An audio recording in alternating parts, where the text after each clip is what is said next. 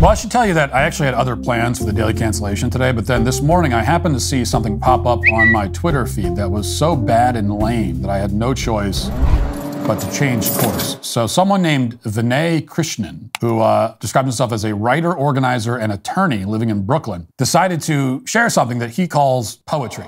And apparently Vinay fashions himself a poet on top of all of his other self-ordained titles. This particular piece of poetry, I'm sad to report, has at this moment 30,000 retweets and 20 million views. There are hundreds of comments saying things like this, quote, "This is heartbreaking and lovely," and quote, "I would have cried reading this, but I'm just too tired to cry," and quote, "It's fantastic and breaks my heart at the same time," and also, quote, "I've been waiting for a poem like this, whether from me or someone else." So that's what the people are saying. Most people are idiots.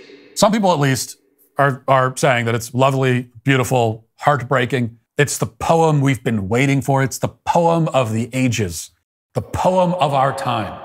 And it's also easily the most popular poem posted to Twitter in quite some time, which perhaps isn't saying much, but another accolade to add to the list. Certainly you would hope that for a poem to be viewed so many times, and for it to be reposted by so many people, and for it to receive such glowing reviews, for it to reduce readers to tears of joy and sorrow, it must be quite powerful. Let's find out. Here's the poem from Vinay Krishnan, the organizer from Brooklyn. It's titled, "There's Laundry to Do and a Genocide to Stop." So things are not starting off very strong based on the title, but let's not judge a poem by its title. Let's venture on unafraid. We must be brave. We must be courageous. And here's the poem. "There's laundry to do and a genocide to stop. I have to eat better and also avoid a plague. My rent went up $150. I'll need to pick up more shifts. 20 people died in Rafah this morning, and every major news outlet is stretching the limits of passive voice to suggest whole families may have leaped up through the air at missiles that otherwise had the right of way. I just got a notification that my student loan payments are starting up again and my phone isn't charged. My cousin got COVID for a fourth time and could no longer work or walk or even feed himself. The person across from me on the L train seems to fashion themselves a punk rock revolutionary, but they're not wearing a face mask. And that's the kind of cognitive dissonance that makes me want to steal batteries.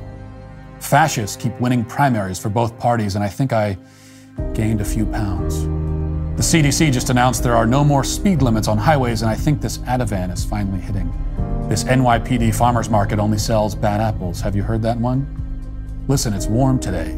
Too warm for March. But I don't have time to think through the implications because there's laundry to do and a genocide to stop. The end. There's the poem. I mean, once again, as always, I've made it way too good with my stirring rendition. I got to stop doing that. I've almost, with my performance, I've almost tricked you into thinking that was a good poem. I almost did, but it's not. You know, in fact, you have to say at the start and again at the end that it is a poem, or else you would have no idea that it was a poem. Like that's a good indication that it's a bad poem. Is if when you post it and show people, you have to tell them. You have to say, "Here's a poem." Because with a good poem, or really just a poem, a real poem, you don't have to tell people it's a poem. They'll get it when they read it. The thing is, if you're not told it's a poem and you read that, you think that you're reading just like a random assortment of YouTube comments. But no, that was a poem. A poem that, if it made you cry at all, it should only make you cry because you want it to stop. My student loan payments are starting up again and my phone isn't charged. But it just goes on and refuses to stop. Have you noticed that big tech companies are masquerading as privacy companies? They'll tell you to just fix your privacy settings, turn off app tracking, and you're all good. Well, big tech feeds on your information. Sure, maybe they'll release a feature now and then that does some good, but collecting and selling off your data is in big tech's nature. They can't stop themselves from looking at what you do online. To protect myself against big tech's prying eyes, I use ExpressVPN. ExpressVPN app on your computer or phone. You're hiding your unique IP address so that websites can't use that address to find out your real location or track what you do online. On top of that, ExpressVPN encrypts and reroutes 100% of your online activity, so your internet provider, your Wi-Fi admin, and hackers can't see it. The best part, though, is how easy it is to use. It just takes one click to protect all your devices. Plus, one ExpressVPN subscription covers up to 5 devices at the same time, so you can protect your entire family, too. Get the VPN that I trust to protect my online privacy. Visit expressvpn.com/WalshYT and get an extra 3 months free on a 1-year package. That's expressvpn.com/WalshYT. So let me just make a few observations here. First of all, this may be better titled Non Sequitur, the poem, because it's full of sentences where the second part of the sentence has nothing to do with the first. For example, I just got a notification that my student loan payments are starting up again and my phone isn't charged. That's one sentence. But how are those two things related? And what is he saying? Is he saying that he got a notification that his student loan payments are starting up again, and he also got a notification that his phone isn't charged? Or is he saying that he got a notification that student loans are starting up again, and also on a separate note, his phone isn't charged? Never mind the fact that if the phone isn't charged, then how are you getting notifications about anything in the first place? The bigger question is, why did you put those two entirely separate thoughts into one sentence without even a comma to distinguish them? In a similar fashion, he tells us that fascists keep winning primaries for both parties, and I think I gained a few pounds. So did he gain a few pounds because of the fascists? When he goes to the doctor and the doctor says, you've gained 14 pounds, what happened? Does he respond, oh, well, you know, fascists have been winning primaries?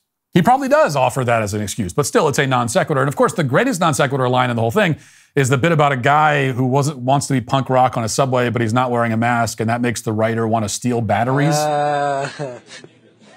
It leaves us only with a question of why his anger towards the guy without a mask would make him want to steal batteries, and why batteries specifically. The only sentence in the whole thing that makes sense is the one where he says the CDC just announced there are no more speed limits on highways, and I think Ativan is finally hitting. In that case, we can see the connection. You know, he begins by telling us about some totally imaginary situation where the CDC is abolishing speed limits, I guess, and he ends by telling us that he's under the influence of psychotropic drugs, which explains the hallucinations. So that part makes sense. The main point is that this writer has barely managed to compose a single legitimate and coherent sentence, let alone an entire poem.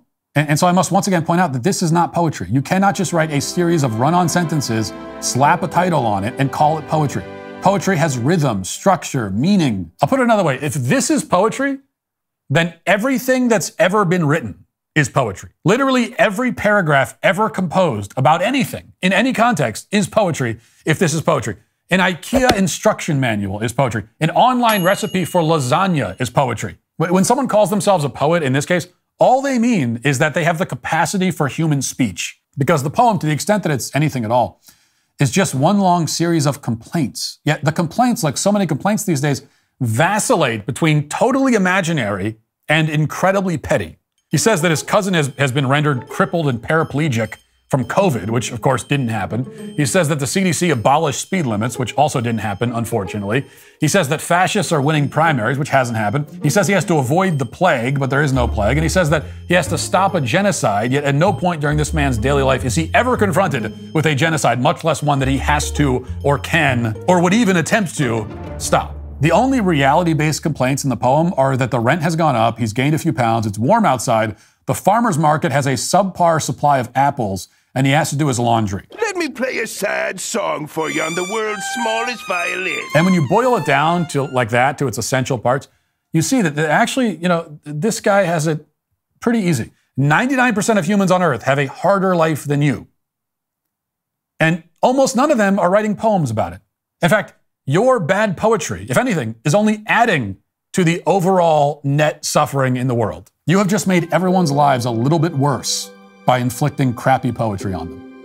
I could write a poem about the suffering I experienced from reading that poem. In fact, I already have. As established, everything I've said already is a poem by default. That's what happens when you lower the artistic bar to this extent, and that is why Vinay Krishnan and everybody who complimented his poem, all of whom should be legally disqualified from voting and then deported to a moon of Jupiter, are all today canceled.